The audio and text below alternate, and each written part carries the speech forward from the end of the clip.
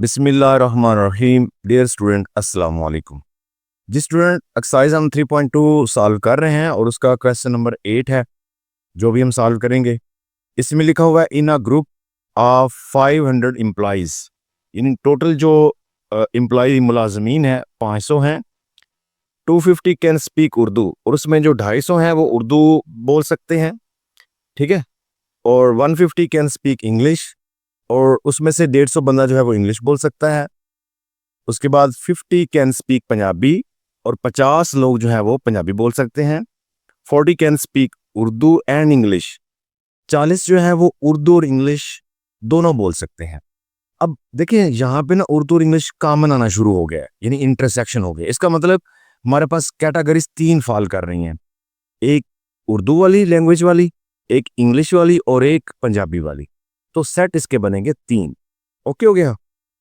और जो टोटल ये 500 एम्प्लॉइज हैं, ये इन तीनों सेट्स का यूनियन है, क्योंकि टोटल है ना, तो तीनों का यूनियन करेंगे वो 500 बनेगा। तो मैं साथ साथ जो है ये सेट बना देता हूँ, ठीक है जी। एक वो जो उर्दू बोल सकते हैं, एक वो जो इंग्लिश, और एक वो जो पंजाबी लैंग्वेज बोलते हैं, ठीक है जी। तो उन तीनों सेट्स का जो यूनियन है वो टोटल 500 एम्प्लॉइज का बनेगा। अब जो उर्दू बोलते हैं, अगर मैं सेट ए कहता हूँ, ठीक है, इसमें मैं लेता हूँ कैन स्पीक उर्दू, कैन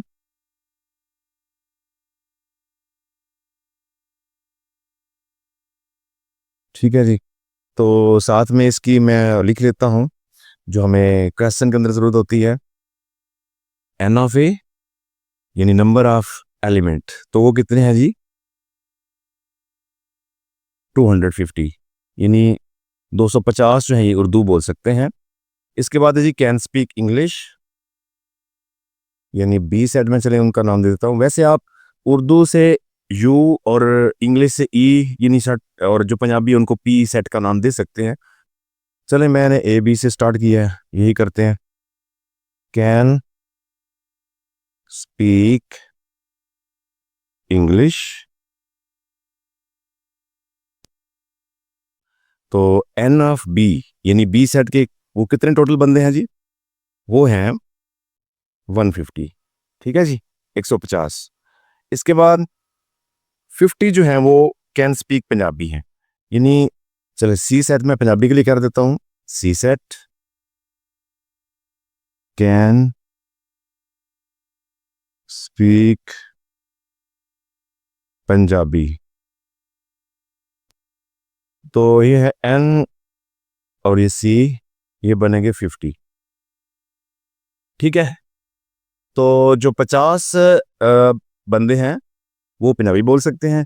अच्छा, इसके बाद जो इसमें बताया गया है वो यह है कि जो कॉमन है, जैसे कि 40 can speak Urdu and English, यानी जो 40 हैं वो उर्दू और इंग्लिश बोल सकते हैं। तो हमारा उर्दू वाला सेट ए है, इंग्लिश वाला बी है, मतलब ए और बी का जो इंटरसेक्शन है वो 40 है। तो मैं यहां पे लिखूंगा N of A intersection B, वो बनेगा जी 40, ठीक है। ये डाटा में ही शुमार होगा सारा। इसके बाद 30 can speak English and Punjabi, और इंग्लिश एंड पंजाबी, देखिए इंग्लिश बी से और पंजाबी सी से है, तो इनका जो इंटरसेक्शन है, यानी बी इंटरसेक्शन सी, ये है 30। ओके। इसके बाद जो है जी वो 10 can speak Urdu and Punjabi, तो उर्दू और पंजाबी, उर्दू का हमने ए से और पंजाबी का हमने सी से, तो जो है ए इंटरसेक्शन सी, ये है जी 10 है, ठीक हो गया जी। जी उसके बाद कहते हैं जी how many can speak all 3 language, यानी जो तीनों लैंग्वेज बोल सकते हो वो कितने हैं। तो वो हमने यहाँ पे शो कर देते हैं, यानी जो तीनों जुबानें बोल सकते हैं, इसका मतलब तीनों का इंटरसेक्शन, यानी तीनों में जो कॉमन है, तो वो आएगा N A intersection B intersection C, ये हमने फाइंड करना है जी, ठीक है। और तीनों का जो यूनियन है, यानी टोटल जो थे A union B union C, ये 500 है, शुरू में बताया हुआ, ठीक है जी। ये इन अ ग्रुप ऑफ 500 इम्प्लाइज, यानी 3 सेट बने थे, तो तीनों का यूनियन जो है वो 500 बन गया। और ये चीज़ हमने जो है वो मालूम करनी है कि कौन से कितने ऐसे बंदे हैं जो तीनों लैंग्वेज बोल सकते हैं। तो इसका मतलब तीनों सेट का जो इंटरसेक्शन है वो हमने मालूम करना है। तो स्टूडेंट, वही जो प्रिंसिपल है उसको हम इस्तेमाल करेंगे, यानी इंक्लूजन एंड एक्सक्लूजन वाला प्रिंसिपल, उसको इस्तेमाल करते हुए हम इसको सॉल्व करते हैं। तो यहाँ पे मैं लिखता हूँ सबसे पहले N of A union B union C is equal to, उसके बाद यानी ये जो यूनियन वाला होता है ये हमेशा इस तरफ आप लिखें। उसके बाद 1 बाय 1 जो सेट है ए बी सी, सब की टोटल तादाद को सम करें, यानी ऐड करें, यानी n of A plus n of B plus n of C, इसके बाद माइनस करें। माइनस हमने इनको इंटरसेक्शन को करना होता है, ठीक है, तीनों का जो इंटरसेक्शन है, टोटल तादाद को ऐड और उनके जो इंटरसेक्शन इनको माइनस। तो minus N of A intersection B minus N of B intersection C minus N of A intersection C. और एंड पे ये जो सब का इकट्ठा इंटरसेक्शन होता है, जो अभी इस क्वेश्चन में हमने फाइंड भी करना है, एंड पे इसको ऐड करना होता है। क्योंकि अगर हम इसको डायग्रामेटिकली देखें वेन डायग्राम से, तो उसमें एक सेंटर में पोर्शन बनता है, तो वो हर दफ़ा माइनस होता है। चले मैं वो भी आपको दिखा देता हूँ एक दफ़ा। तो यहाँ पे तीनों का इकट्ठा जो इंटरसेक्शन है वो आएगा N A intersection B intersection C, ठीक है। और इस क्वेश्चन में हमने यही फाइंड भी करना है।